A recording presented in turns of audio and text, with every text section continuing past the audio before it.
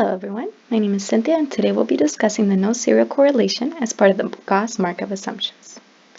A time series will tend to be highly and positively correlated. The smaller series at the beginning will be smaller than the sample at the end. Also, they can be correlated near each other and are likely to be related.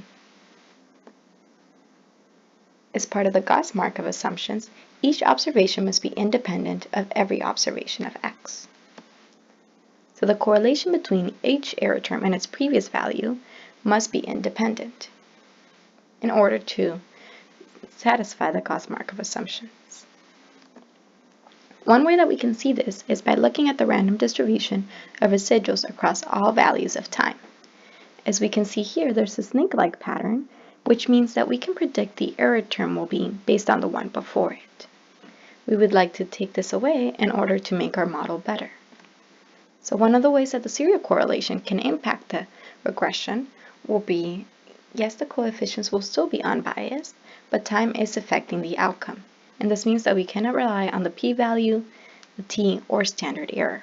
If we're not able to rely on these, we're not able to accurately reject or deny the hypothesis. Another way that the serial correlation impacts regression is the adjusted R-square or the goodness of the fit are also affected.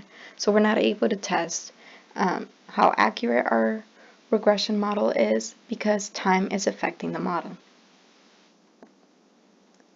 One test we can do to look at if our model violates this assumption is the Durbin-Watson test. So this test will run a regression and capture the observed error terms.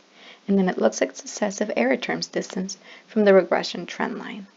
So for example, it's going to look at EK for that first regression term, and then look at EK plus 1, and look at the possibility of it being, if the first one is a positive error term, what is the probability that the next one will be positive as well.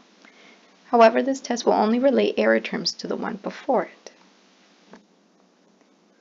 The range that we can get from the error terms will be between 0 and 4.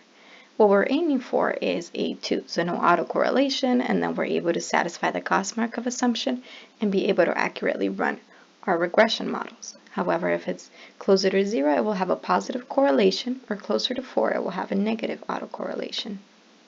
Positive autocorrelation means that there is a positive error term. It is more likely to be followed by another positive error term. While the negative autocorrelation means that if there is a positive error term, it is more likely to be followed by a negative error term. One of the ways that we can fix this is by adding in omitted variables. So if we omit an important variable, for example, let's say on the left here, when we're looking at our residuals, we're looking at the stock performance, only looking at time as the X factor that is affecting the stock performance. However, we know that this is not true. The economy also underpins the stock prices, so as a measure of the overall market would help us improve the model. At the current moment, since we only have time as our X variable, the economy measurement could be part of the error term, and that is why it is so positively correlated. By adding a measure of the overall market model, for example, S&P 500, we can take into account the business cycle and the business cycle effect, and now the error terms are not autocorrelated, which we can see on the left side. So we no longer have that snake pattern, and on the left is what we would like to look at. It's a distribution that we can predict the next error term based on the previous one.